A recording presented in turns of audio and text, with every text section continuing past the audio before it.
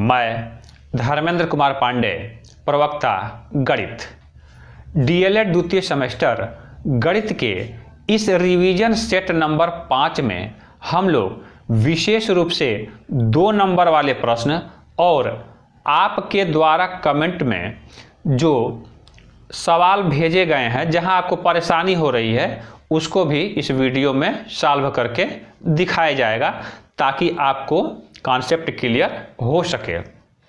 हमारे जो स्टूडेंट्स नए जुड़े हैं उनको मैं बता दूं कि इसके पहले रिवीजन सेट के 4 वीडियो आ चुके हैं और उन 4 वीडियो के अलावा प्रैक्टिस के 3 सेट आ चुके हैं। आप भी उनमें भाग लीजिएगा और अपना आकलन कर लीजिएगा कि आपकी तैयारी कितनी है। डीएलएड के समस्त चैप्टर्स पे मैंने अलग अलग भी वीडियो बना रखे हैं और उन्हें मैंने प्लेलिस्ट में डाल रखा है। प्लेलिस्ट का लिंक डिस्क्रिप्शन बॉक्स में मैं दे दूंगा, वहां से आप देख लीजिएगा। यदि कोई परेशानी हो तो मुझसे अलग से भी कमेंट बॉक्स में मांग लीजिएगा। तो देखिए, मेरे किसी स्टूडेंट ने ये प्रश्न भेजा है कि किसी किताब में ये सवाल दिया गया है कि एक समबाहु त्रिभुज की ऊंचाई 3 कड़ी में 3 सेंटीमीटर है, तो क्षेत्रफल बताइए। देखिए, समबाहु त्रिभुज का मतलब होता है जिसकी तीनों भुजाएं बराबर हों, ऐसा त्रिभुज। ऊंचाई दी गई है ये h बराबर दिया है 3 कड़ी में 3 सेंटीमीटर और पूछा जा रहा है क्षेत्रफल। समबाहु त्रिभुज के क्षेत्रफल का सूत्र कई बार मैंने बताया है, आप पहले से भी जानते हैं कि कड़ी में 3/4 भुजा का वर्ग। तो क्षेत्रफल निकालने के लिए भुजा निकालनी होगी। इसके 2 तरीके हैं। पहला, यदि आपको त्रिकोणमिति का ज्ञान है तो वहां से निकाल सकते हैं और नहीं तो पाइथागोरस के प्रमेय से निकाल सकते हैं। त्रिकोणमिति की सहायता से निकालने के लिए आप जानते हैं कि समबाहु त्रिभुज की भुजाएं तो बराबर होती ही हैं, कोण भी बराबर होते हैं और प्रत्येक कोण 60-60 अंश के होते हैं। यहाँ से यदि भुजा को a मान लें तो तीनों भुजाएं a सेंटीमीटर की होंगी। त्रिकोणमिति की मदद से निकालना हो तो साइन 60 अंश बराबर, इस 60 अंश की बात करें तो लंब h और बटा कर्ण a। साइन 60 अंश का मान होता है कड़ी में 3/2 h बटा a। h ऊंचाई है, a भुजा है। यहाँ से a यानी भुजा, यहाँ हम लिख देते हैं भुजा a बराबर 2 इंटू h बटा कड़ी में 3। ये आप सूत्र याद रखिएगा। समबाहु त्रिभुज में यदि ऊंचाई दी गई है तो भुजा निकालने का ये डायरेक्ट सूत्र भी काम कर सकता है। यहाँ से इस सवाल के लिए भुजा आ जाएगी 2 बटा कड़ी में 3 और ऊंचाई दी गई है 3 कड़ी में 3 कट जाएगा यानी 6 सेंटीमीटर। अब यहाँ से क्षेत्रफल आप आराम से निकाल सकते हैं। एरिया बराबर कड़ी में 3/4 6 का स्क्वायर यानी कड़ी में 3/4 और 6 36, ये 9 बार में कटेगा, 9 कड़ी में 3 सेंटीमीटर स्क्वायर ये उत्तर आएगा। जिन स्टूडेंट्स को ये साइन 60 अंश बराबर कड़ी में 3/2 कहाँ से आया ये नहीं मालूम चल पा रहा है, त्रिकोणमिति पर मैंने एक वीडियो पोस्ट किया था जिसमें हथेली के माध्यम से, इन अंगुलियों के माध्यम से त्रिकोणमिति अनुपातों को ज्ञात करने की विधि मैंने बताई थी। बड़ा आसान है, उसे देख लीजिएगा। यदि त्रिकोणमिति समझ में नहीं आ रहा है तो पाइथागोरस की प्रमेय से भी इस सवाल को लगा सकते हैं। देखिए किस तरह से। आप जानते हैं पाइथागोरस का प्रमेय क्या होता है। समकोण त्रिभुज में कर्ण पर बना वर्ग शेष 2 भुजाओं पर बने वर्गों के योग के बराबर होता है। ये इस चित्र को देखिए, यहाँ से यहाँ तक ये आधा हिस्सा, ये 90 अंश का कोण है। यही चित्र जो है मैंने यहाँ पे बना रखा है। भुजा a है, ऊंचाई h है और ये जो हिस्सा होगा यहाँ से यहाँ, चूंकि ये पूरा a हमने लिया है तो आधा जो है a/2 होगा। पाइथागोरस का प्रमेय कहता है कि a का वर्ग बराबर a/2 का वर्ग प्लस h का वर्ग। यहाँ से ए स्क्वायर बराबर ए स्क्वायर बटा 4 प्लस एच का स्क्वायर। ये थोड़ा सा हम पक्षांतर कर लेंगे और हल कर लेंगे। देखिए क्या होता है, 4a स्क्वायर माइनस ए स्क्वायर बटा 4 बराबर, मैंने सारे स्टेप्स लिख दिए हैं। और अंत में देखिए भुजा a बराबर 2 बटा कड़ी में 3 गुणे ऊंचाई आ गया। यही सूत्र त्रिकोणमिति की सहायता से भी आया हुआ था। पाइथागोरस का प्रमेय यदि डिटेल में समझना हो तो इसका भी वीडियो पहले से मैंने डाल रखा है। आइए अब कुछ सवालों को हल करते हैं। एक खेत की लंबाई और चौड़ाई क्रमशः 240 मीटर और 120 मीटर है, तो खेत का क्षेत्रफल हेक्टेयर में कितना होगा। देखिए परीक्षाओं में कुछ मात्रक ऐसे हैं जो सीधे सीधे एक नंबर या बहुविकल्पी में पूछे जाते हैं या 2 नंबर वाले सवाल में उनका इस्तेमाल होता है। यहाँ पे पहले उनको देख लीजिए। पहला है कि देखिए एक हेक्टेयर में 100 एयर होते हैं, ठीक है ना। और एक एयर में 100 वर्ग मीटर, अर्थात फाइनली एक हेक्टेयर में 10,000 वर्ग मीटर होते हैं। इसका इस्तेमाल इस सवाल में होगा। इसके अलावा पूछा जाता है आयतन के सवालों में कि एक घन मीटर में कितने लीटर होते हैं। तो याद कर लीजिएगा, एक घन मीटर में 1000 लीटर होते हैं। और ये भी पूछा जाता है कि 1 लीटर में कितने घन सेंटीमीटर, तो उसमें एक लीटर में 1000 घन सेंटीमीटर होते हैं। तो खेत का क्षेत्रफल निकाल देंगे। खेत चूंकि आयताकार है तो लंबाई गुणे चौड़ाई, लंबाई है 240 और चौड़ाई है 110, तो ये उत्तर आएगा जो भी आना होगा वर्ग मीटर में। इसमें क्या करेंगे कि 10,000 से भाग दे देंगे, 1 2 3 4, तो ये हेक्टेयर में आ जाएगा। और उत्तर आप देखिएगा आ जाएगा 2.64 हेक्टेयर, ये उत्तर है। ये प्रश्न देखिए, इस तरह के प्रश्न आजकल बहुत पूछे जा रहे हैं। तो पिछले कई वीडियो में मैंने ऐसे प्रश्नों का इस्तेमाल किया है। यहाँ भी देख लीजिए क्या करते हैं कि जो कुछ भी दिया है देखते हैं कि क्या पूछा जा रहा है। ए स्क्वायर प्लस 1 बटा ए स्क्वायर, स्क्वायर वाला पूछा जा रहा है, तो जो कुछ दिया है उसके दोनों पक्षों का स्क्वायर कर दीजिए। सबसे आसान टेक्निक यही है।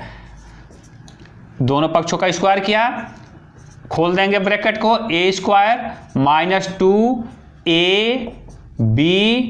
प्लस ये चीज आएगा a माइनस बी का होल स्क्वायर। ए की जगह पे a है और b की जगह पे 1 बटा a है। यहाँ देखिए ये कट जाता है, सेटिंग करके दी गई है, ये कट जाएगा। a स्क्वायर प्लस 1 बटा a स्क्वायर, ये वाला और ये वाला, यही पूछा जा रहा है। यहाँ देखिएगा, और यहाँ देखिए ये जो -2 है वो दूसरे साइड में चला जाएगा। बस अब इसे बहुत आसान है, देखिए उत्तर आ गया। सर्वसमीका पर ही आधारित एक और बढ़िया प्रश्न है कि AB बराबर 5, A माइनस बी बराबर 4, तो A cube minus B cube का मान क्या होगा। अब देखिए यहाँ A cube minus B cube दिया है और यहाँ A माइनस बी दिया है। जैसा कि पिछले प्रश्न में मैंने बताया, अब चूंकि क्यूब वाला पूछा जा रहा है तो इसका होल क्यूब कर देंगे। देखिए मैंने यहाँ कर दिया समय बचाने के लिए। A माइनस बी का होल क्यूब, फार्मूला होता है A cube minus B cube minus 3ab into A minus B. ये इतना बड़ा जो सर्वसमीका है ये अभ्यास करने पे याद हो जाते हैं। a माइनस बी का जगह पे 4 रखा गया है, 4 का cube, a cube minus B cube minus 3ab, ये दिया हुआ है ab बराबर 5, a माइनस बी फिर से यहाँ पे 4, ये गुणा वगैरह करने के पक्षांतर करने के बाद a cube minus B cube, ये चीज़ जो है 124 आएगी। आप लिख कर अभ्यास करिएगा, वीडियो को पिक्चर टाइप मत देखिएगा, गणित को पढ़िएगा नहीं बेहतर होगा कि समझकर लिखिएगा तब। इसी तरह ये दूसरा सवाल है, इसे आप खुद हल करिएगा और इसका उत्तर आएगा 316, करिएगा खुद। अगला प्रश्न देखिए, त्रिभुज ABC में D AB का मध्य बिंदु और E AC का मध्य बिंदु है, BC 20 सेंटीमीटर का है, तो DE बताना है कितने सेंटीमीटर का होगा। यह समरूप त्रिभुज का सवाल है। किसी त्रिभुज के दो भुजाओं के मध्य बिंदुओं को मिलाने वाली रेखाखंड तीसरी भुजा के समांतर और आधी होती है। अब चूंकि DE जो है समांतर हो गई BC के और साथ ही DE आधा होगा, ये दोनों बातें हैं BC के। इस आधार पे DE कितना हो जाएगा 20/2 यानी 10 सेंटीमीटर। थोड़ा सा यहीं पे इससे समझ लेते हैं, इस वाले से। DE समांतर है BC के, तो आप जानते हैं कि कोई भी दो समांतर रेखाएं हों और तिरछी रेखा काट रही हो, देखिए ये दो समांतर रेखाएं हैं, तिरछी रेखा काट रही है, तो ये कोण बराबर होते हैं। देखिए ये कोण बराबर हो गए। इसी तरह ये कोण भी आपस में बराबर होंगे और ये तीसरा तो खैर कॉमन है ही। यहाँ से ये समझ में बात आई कि त्रिभुज ADE और त्रिभुज ABC के तीन कोण एक एक करके आपस में बराबर हैं, आप देख रहे हैं। तो ये दोनों ही त्रिभुज क्या होंगे, समरूप होंगे। कहाँ से, समरूप त्रिभुजों की जो A वाली क्राइटेरिया है वहाँ से दोनों ही त्रिभुज समरूप हुए। और जब समरूप होंगे तो तीनों भुजाएं संगत रूप में एक दूसरे के अनुपात में होंगी। अब चूंकि AD AB का आधा है, AE AC का आधा है, इसलिए DE BC का आधा होगा, जो यहाँ लिखा हुआ है। समरूप त्रिभुजों पर ही इस तरह के भी सवाल आते हैं कि त्रिभुज के अंदर त्रिभुज बना देता है और कह रहा है कि त्रिभुज ABC त्रिभुज PQR के समरूप है। ये 18 सेंटीमीटर है BC, तो QR 9 सेंटीमीटर दिया है। पूछा जा रहा है कि यदि AC 15 सेंटीमीटर का है तो PR बताइए। अभी जैसे कि हमने देखा है कि समरूप त्रिभुज की भुजाएं एक ही अनुपात में होती हैं संगत रूप में। QR जो है BC का आधा है, तो इसी तरह PR जो है AC का आधा यानी 7.5 सेंटीमीटर का होगा।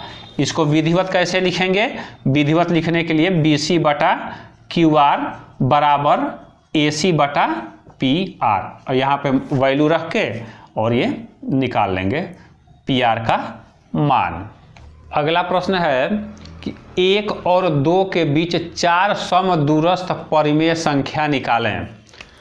ऐसे प्रश्नों को कैसे हल करते हैं, देखिए पहले तो समझ लीजिए, ये संख्या रेखा है जैसा कि पहले वाले प्रश्न में हमने बताया है, और ये कहीं 0 होगा, इधर 1 होगा, 2 होगा। इसके बीच 4 समदूरस्थ, इस शब्द पे ध्यान रखिएगा। समदूरस्थ का मतलब कि 1 और 2 के बीच में 1 2 3 4 परिमेय संख्याएं निकालनी है जिनके बीच की दूरी बराबर बराबर हो, समदूरस्थ हो। 1 और 2 के बीच में असंख्य परिमेय संख्याएं होंगी, लेकिन पूछा जा रहा है कि 4 समदूरस्थ परिमेय संख्याएं निकालनी है। इसको निकालने का तरीका एक तो है समीकरण के माध्यम से, और दूसरा तरीका है जो अब हम लोग सीखने जा रहे हैं, यद्यपि मैंने एक वीडियो के माध्यम से इसको पहले ही समझा रखा है। समीकरण वाला तरीका जो पेपर आपका निरस्त हुआ था उसके सॉल्यूशन में मैंने बता रखा है। दूसरे तरीके में क्या करते हैं कि देखिए 4 समदूरस्थ पूछा जा रहा है, जितना पूछा जाए उसमें 1 जोड़ लेते हैं। देखिए ये 5 हुआ, यहाँ 7 पूछा जाता तो 1 जोड़ के 8 कर लेते हैं। अब देखिए यहाँ लिखिए 1 और यहाँ लिखिए 2।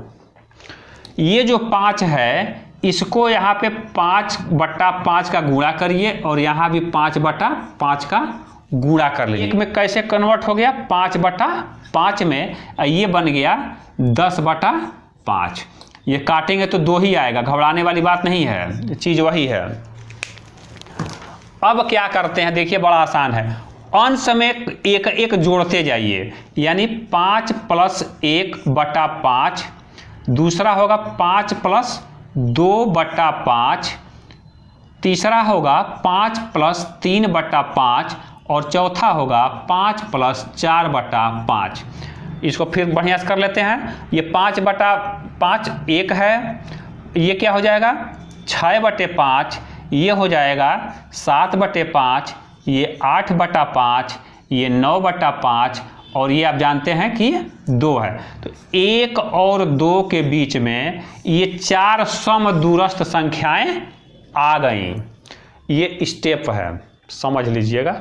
और इनको क्रमशः घटा के देख लीजिएगा कि गैपिंग जो है तो बराबर बराबर आएगी।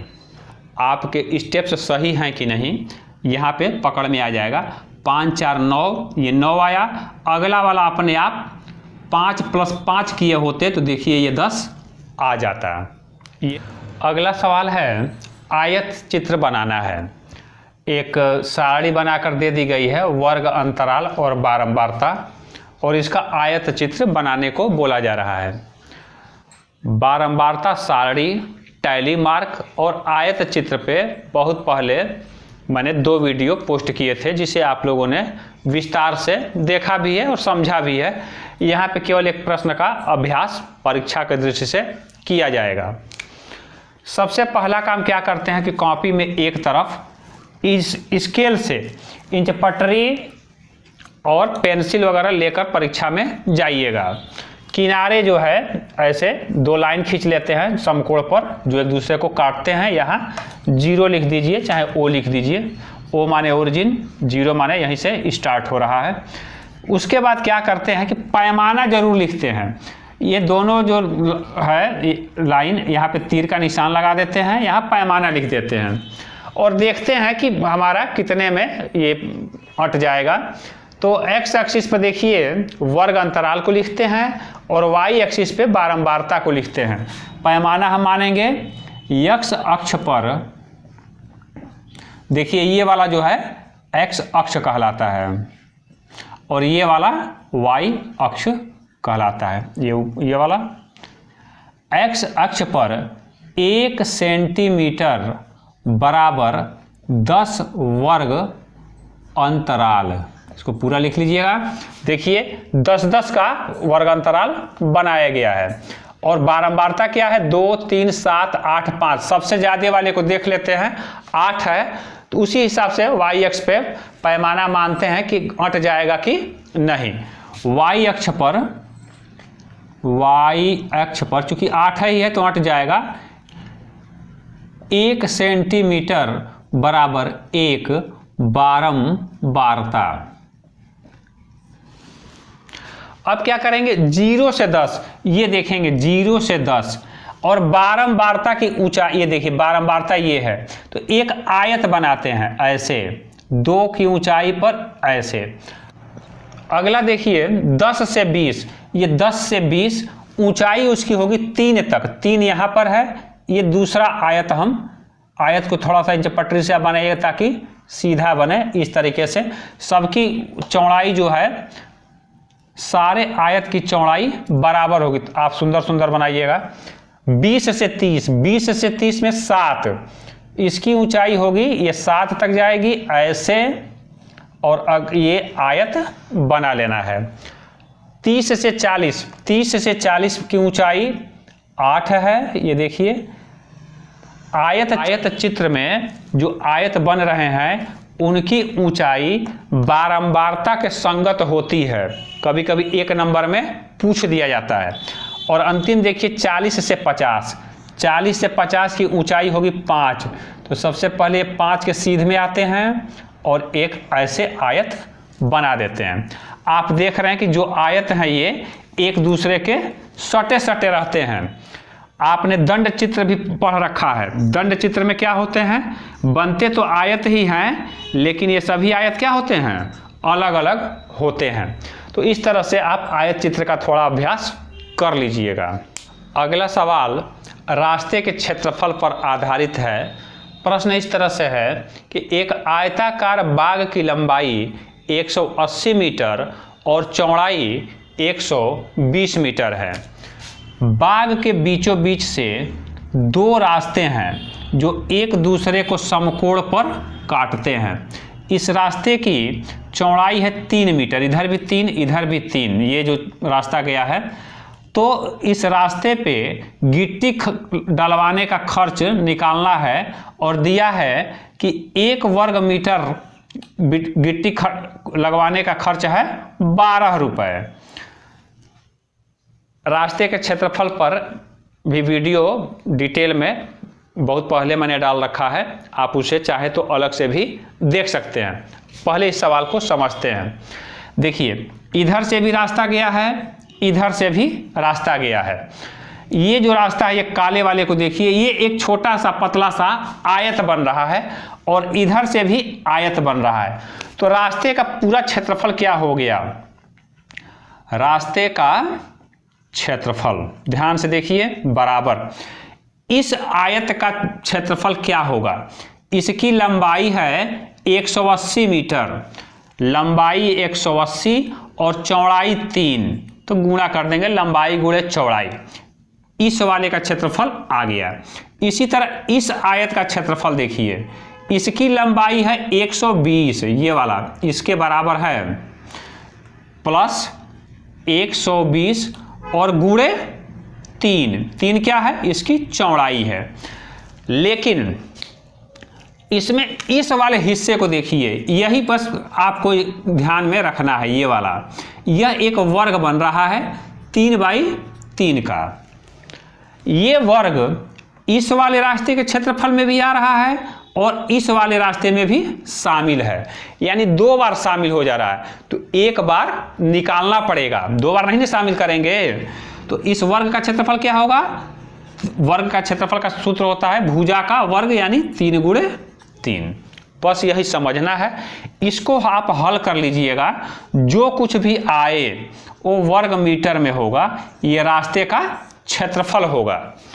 खर्च क्या हो जाएगा गिट्टी का, यहाँ जो कुछ भी आएगा उसमें आप 12 का गुणा कर लीजिएगा, क्योंकि 1 वर्ग मीटर गिट्टी डलवाने का खर्च है 12 रुपये। तो इतने वर्ग मीटर गिट्टी डलवाने का खर्च निकालने के लिए 12 का गुणा करेंगे और उत्तर आएगा 10,692 रुपये। इसे आप स्वयं करिएगा। कुछ और प्रश्नों के साथ अगला वीडियो भी आएगा। आपने इस वीडियो को ध्यान से देखा, इसके लिए बहुत बहुत धन्यवाद। यदि आपको कोई भी परेशानी हो रही है गणित को समझने में, तो कमेंट में लिख दीजिएगा। मैं अपनी तरफ से कोशिश करूंगा कि आपकी समस्या का समाधान हो जाए। धन्यवाद।